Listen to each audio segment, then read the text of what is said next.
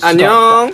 Do you ever see someone share their Naruto-related opinion and think to yourself, absolutely not? I do. A lot. More than I like to admit. Because I haven't perfectly catered my timeline or my For You page to only show Naruto content that I 100% agree with. And if you think that's toxic, speak for yourself. With all this shit going on, why would I go online just to see people talking about Naruto in a way that I don't like and just get irritated? Not me though. I want to live in a bubble surrounded by other Naruto fans telling me that my opinion is correct. And that is not a crime. So yeah, disclaimer, reminder, whatever the fuck you want to call it. These are just my opinions. I'm not here to change your mind. I just want an excuse to yap about Naruto. Anyways, no more rambling. I don't want this video to get too long because it's such a pain to edit. So let's just jump right into it, okay? These are Naruto propagandas that I will not be falling for. In other words, unpopular opinions, I guess. Okay, so the first one, which might be the most controversial one, proceed with caution. I don't think Shikamaru and Temari is a well-developed relationship. You suck.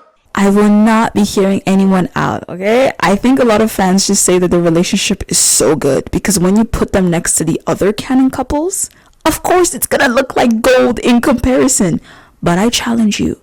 Just, take a step back and look at them as a standalone couple. Is it really as good as people are saying it is? Come on, just think about it. Think about it. Are you open-minded? Are you open-minded? And allow me to further clarify, it's not bad, okay? It's fine. But my point is, it's not as amazing and so well developed that some of y'all swear up and down that it is. Oh, but they're both side characters. Of course they aren't gonna be that well developed. 72 volumes. 220 episodes in part 1. 500 in part 2. There was time. The main characters' relationships basically got like zero development, so might as well do better on the side couples since bro cared about them way more. Bro is Kishimoto, by the way, if that wasn't clear. Anyways, I've always thought the development was pretty mid, but tell me why they keep getting brought up in conversations about good examples of well-developed straight couples. Let's relax now. So yeah, I'm not falling for that. Y'all not gonna catch me. And it has nothing to do with my heterophobia, if you want to call it that. Okay, moving on. Next propaganda. Y'all will not catch me following the whole Team 7 is a good team narrative. Sorry, but Team 7 is ass. Both the original version and the second version, Team 7, with I was about to say Yamamoto. With what's his name? Yamato? Yeah, the second version with Yamato and Sai. In the original Team 7, you got 3 orphans with 3 different kinds of depression and coping mechanisms. One reads porn. Okay, twin. One is a menace, and the last one wakes up and chooses violence every single day. And then you have a lover girl who made a terrible joke about orphans to another orphan. Does that sound like something you'd want to be a part of? I don't fucking think so. But like, all jokes aside, real talk, it was actually a really toxic environment for anyone involved. Kakashi was not a good teacher. Okay, he had favorites and didn't know how to handle traumatized children. He should have gone to therapy first, in my opinion. Naruto had some serious abandonment issues, and he was the king of trauma bonding. Sasuke was going through unfathomable amount of trauma. I can speak English. Let's try it again. Sasuke was going through an unbelievable amount of trauma. Watching your parents get killed by your brother over 500,000 times would do that to you. Sorry, I just really have to emphasize 500,000 times in case I wasn't clear the first time. And then you have Sakura. She was just underprepared and a bit too normal to survive in this kind of team. Quite frankly, this just was not the correct environment for her to thrive in. They had poor teamwork 80% of their battles, and that didn't even change much when Sai and Yamato joined the picture. Sai was a snake at first, but he found his emotions or whatever, and he's always been seen as Sasuke's replacement, and was quickly taken out of the picture when Sasuke returned in the war arc. Don't think I forgot about that. That was dirty work, Naruto. Dirty. He said Team 7 is back, as if Sai wasn't right there. Crazy. And then you have poor Yamato, who didn't ask for any of this, but he was forced to witness Naruto's generational level of yearning. So yeah, can you really blame me for not believing that Team 7 is actually a good team? The best team, obviously, was Inoshikajo. It's literally generational teamwork. Their fathers were Inoshikajo, and now in Boruto era, their children are literally Inoshikajo. So when you see that team versus Team 7 in action, the difference is vast. Even Team Kurenai was way better. Team 7 is just unbalanced, I would say. You got 3 overpowered traumatized lunatics and Sakura. It's really not fair. Anyways, moving on to propaganda number 3. This one just makes me mad, if I'm being honest, is when people say Sasuke should have stayed in Konoha. Did you, and be honest, did you watch a single episode of the series? Because I don't think you did, if you're going to be saying all that. I have seen way too many people say that Sasuke should have stayed in the village with Naruto and the rest of Team 7 instead of following this dark path and going with Orochimaru. Now, I don't know exactly what Orochimaru did to Sasuke when he was training with him, but that guy is a fucking freak, and I was so happy when Sasuke shoved that lightning blade through his chest, and I am blissfully ignoring the fact that Sasuke did bring him back to life, but we don't need to talk about that right now. And just to clarify, me disagreeing that Sasuke should have stayed in Konoha is not me agreeing that he was better off with Orochimaru. Don't be stupid. Konoha literally didn't care about the Uchiha clan, like, at all. No one was trying to go after Itachi after the massacre, and no one other than Sasuke was even grieving the loss of a whole fucking clan. You know, I really doubt these people even had a Uchiha clan memorial day. So in what world would I believe that he should have stayed behind with Hiruzen's bitch ass lying to his face about the truth every damn day? Oh, but Itachi told him not to tell the truth.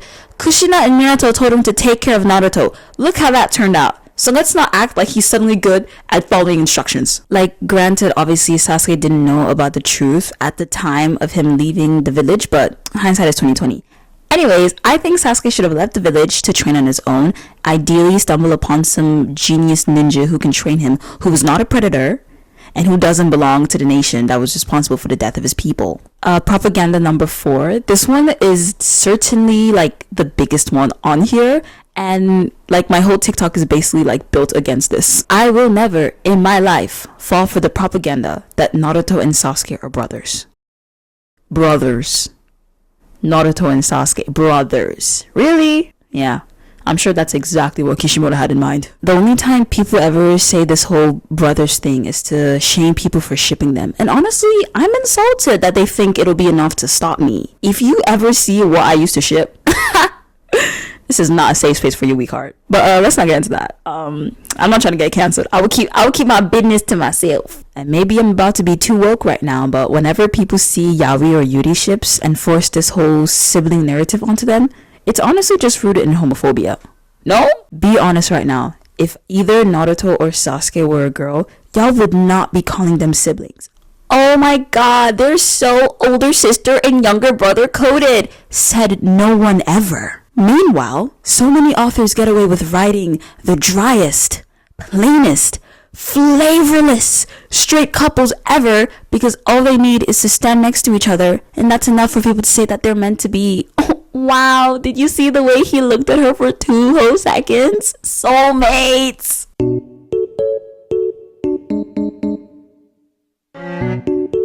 Oh, and if you ship Boruto and Sarada after claiming Naruto and Sasuke are brothers, wouldn't that make them cousins? Wow, they're so older sister and younger brother coded. Or does it not count because it's straight? Don't piss me off. Okay, and the last propaganda on this list, because I'm trying to keep it short and sweet, innit? The last propaganda that I will not be falling for, this one is more propaganda from the Boruto series, like the creators, and less from the fans. But Naruto being a bad father? Yeah, that doesn't check out. I don't want to say too much, so I'll keep my thing brief. But do you really think that Naruto fucking Uzumaki, who grew up with no parents, no family, no friends, would grow up to be the kind of father that would neglect his children? The same Naruto fucking Uzumaki who dreamed of a family for so long and a place to belong would finally get his own family with Hinata and have 2 kids and would always choose work over them? Bullshit. He would have been the kind of father that was so overbearing and clingy and protective. He would have clones in the Hokage office while he would spend time with his family, not the other way around. He would probably try to convince Boruto to be something other than a ninja because he knows just how dangerous it is. Obviously, Boruto wouldn't listen to him and would still become a genin, so then instead, Naruto would be assigning his team the lowest ranking missions possible, like helping an old lady pick fruit from her garden or some shit. Like, okay, I get that they wanted conflict for Boruto's character, but there's your conflict right there. Naruto being too protective and not letting Boruto out of his sights, and the kid wanting more freedom from his overbearing father, and Naruto would have to learn that it's okay to sometimes take a step back, and Boruto later understanding why Naruto is so clingy because he grew up without a family and wouldn't want his kids to ever feel that loneliness or that emptiness from not having like a father or a mother in your life. You cannot tell me that is not a way more compelling narrative. Like, come on, put me in that writer's room right now. I mean, it's too late because the series is already, going on, but my point still stands. And on a similar note, I also don't think Sasuke should have become a father at all. But this is about Naruto right now, so I'll leave that alone. Yeah, with all that said, that is some Naruto propaganda that you will never catch me falling for. Comment below if you agree with me or disagree with me, respectfully though. Because if you cuss me out, I manifest a bird shitting on your food right before it enters your mouth. Thanks for watching. Make sure to leave a like or a dislike. At this point, engagement is engagement. I cannot be picky. Subscribe for more. Please do subscribe. Onegaishimasu. Thank you. Bye.